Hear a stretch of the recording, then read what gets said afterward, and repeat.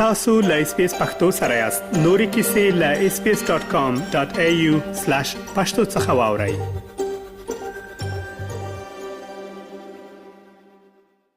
الخیل صاحب ډیره زیات مننه چې د برکل لپاره فرصت راکړی. الخیل صاحب په پیل کې قدرت وایي چې د افغانستان او پاکستان د اړیکو اصلي ستونزه ستاسو په اند څه ده او ولې د دوه هیوادونو ترمنځ د باور بحران تر اوسه نه ده حل شوی؟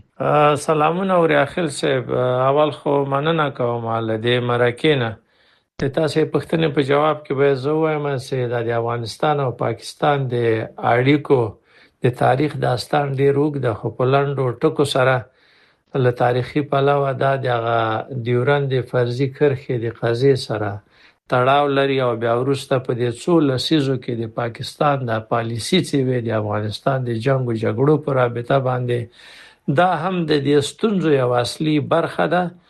خو په پخوا وختونو کې ما په یادښت سره د سلطنت په وخت کې د سردار محمد داود خان په وخت کې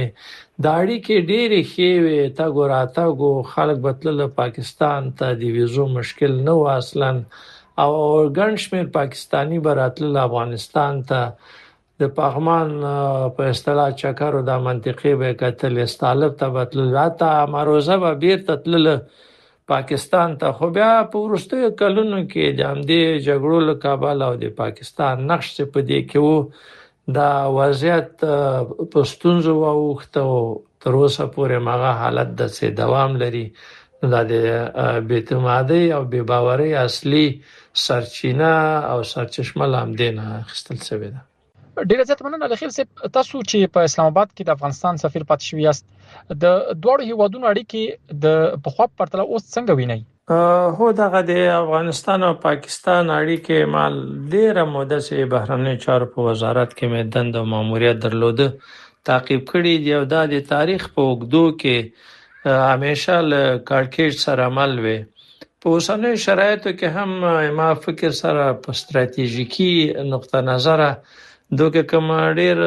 زیات بدلون نه دراغله، ځکه چې پاکستان په ټوله کې هغه خپل روایت او پالیسی د خپل د ګټو مطابق تعقیبوي، کدا د سلطنت دوره او کدا د داود خان دوره او وروسته بیا جمهوریت دوره او اوس کده طالبانو امارت په دا ټول په مجموع کې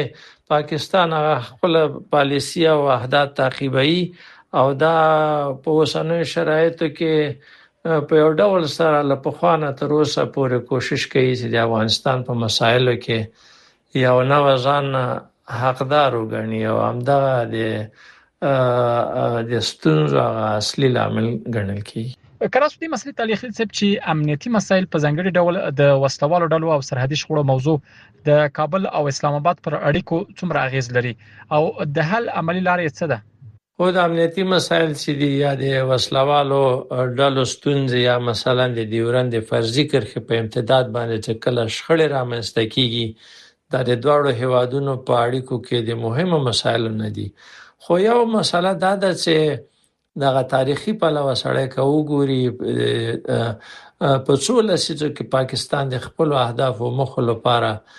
وسلواله ډلې په خپل پیدا کړی او خی اوس وختو کې یو اندازه سره ورته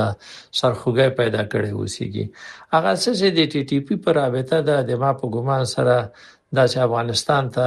اکثره وخت ګوته نیول کیږي، خو دا زیاتره او په ډېر بریده پورې د خپل د پاکستان په داخل کې د دوی ستونزه ده، ځکه چې د دوی د ټي ټي پی تحرکات الته دي او دوی باید خپل د ستونزه مدیریت کې او حل کې، او دغه د ډیورند په امتداد باندې چې کله الته شخړې کیږي او دا ډیر منفي تاثیر لري هم په اړیکو کې، هم هغه ځای کې چې خلک اوسېږي میشت د ډیورند فرضي کرښې دواړو خواو ته دوی ته ستونزې پیدا کوي ډول ډول. نو د دې مدیریت په شرایطو کې ما په ګومان سره چون فضا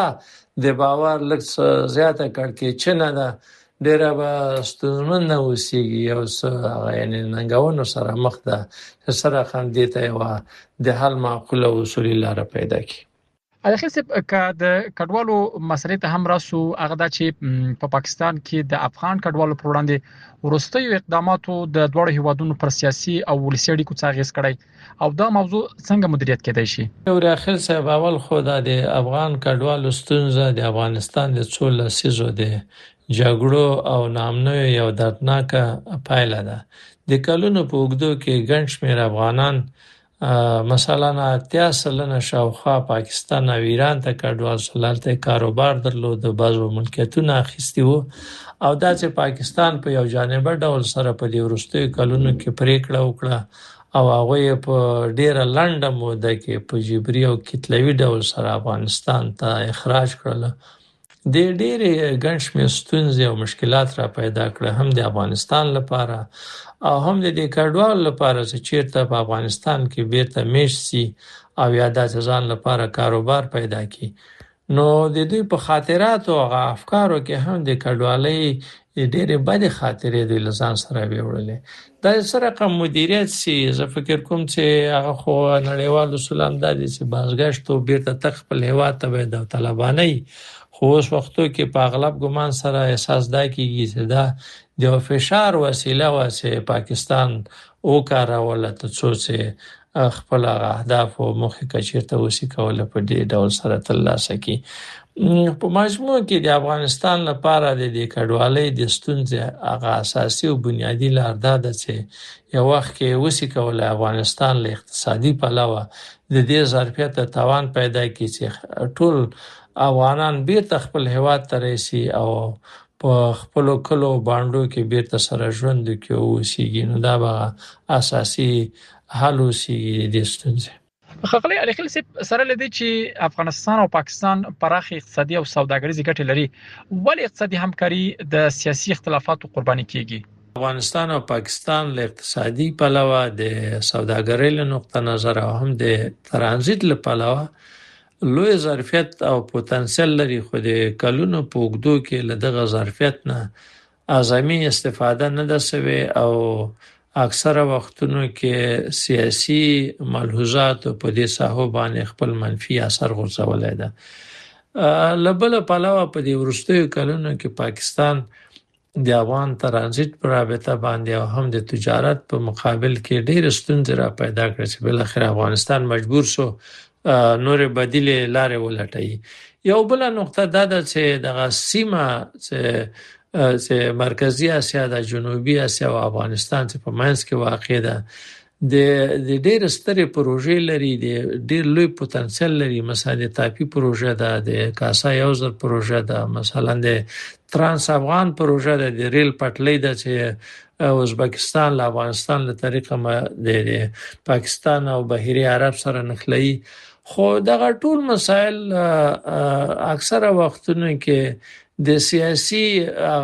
روایتونو او ملحوظاتو قرباني کیږي دراله چې کچیرته اقتصاد محوره سیاست ته په دې سیمه کې توجه وسی نو ګټه به هم افغانستان ته هم پاکستان او هم د سیمې ټول هیوادونو ته ورسیږي. الخیل د سیمې او نړۍ د قدرتونو په ځانګړي ډول د چین، امریکا او نورو مهمو لوبغاړو رول د افغانستان او پاکستان پر اړیکو څنګه اغیز کړی دی؟ د سیمې په سطح باندې امریکا او چین دلته سیاسي، اقتصادي او امنیتي منافع لري او په یو ډول سره دلته د سترو سیالیو او لوبه په دې ځای کې هم شتون لري. خو پاکستان کوشش کوي په عین وخت کې چې هم د امریکا سره د یو متحد په ډول سره خپل سیاست مخکې ویسي هم د چین سره خپل اړیکې او رابطه جاري وساتي. نو افغانستان هم په یو اساسه منطقه کې پروت ده او د دې لپاره هغه د ستراتیژیکي نقطه نظر ایجاب د دې کوي چې افغانستان په خپل اړیکو کې رابطو کې هغه موازنه وساتي، یو اقتصاد محوره پالیسی وسی خو په عین وخت کې د سترو قدرتونو سره او د سیمه هوادو سره په خپل پالیسي او تګلارو کې هغه د تعادل پالیسی مختوي سي. نو دا به د افغانستان لپاره ګټوره تمام شي. الخیل کدارت وایي چې آیا تاسو د افغانستان او پاکستان د اړیکو د ښه کېدو لپاره هیلهمند یاست؟ د افغانستان او پاکستان په اړیکو کې ستونزې او مشکلات او آباد ډیر دي او بې باوري هم ډیره زیاته وده کړې. نو په دې لحاظ باندې له یو پلوه سړی نشي کولای چې مطلق ناهیلی اوسېږي، خو د دې ستونزو د هواري لپاره او د اړیکو د عادي کولو لپاره یعنی کوششونو تلاشونو ته ضرورت ده او په عین وخت کې دا یو اوږد مزل ده. د وروستۍ پوښتنې په توګه علي خیل صاحب که تاسو د دوړو هیوادونو